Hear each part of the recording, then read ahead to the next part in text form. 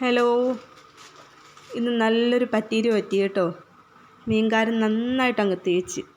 400 രൂപയ്ക്ക് മേടിച്ച മീനാണിത് കേട്ടോ. കാണുമ്പോൾ തോന്നുന്നു നല്ല മീനാണ് കേട്ടോ. പക്ഷേ അത് കണ്ടിച്ച് വന്നപ്പം കഷ്ണങ്ങൾ മൊത്തം പൊടിഞ്ഞു പോവായിരുന്നു.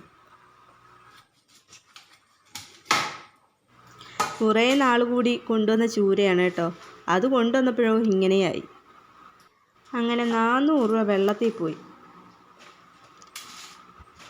ഒരു ദിവസത്തെ ജോലിയുടെ പൈസയായിരുന്നു. കണ്ടിട്ട് സഹിക്കുന്നില്ല കേട്ടോ.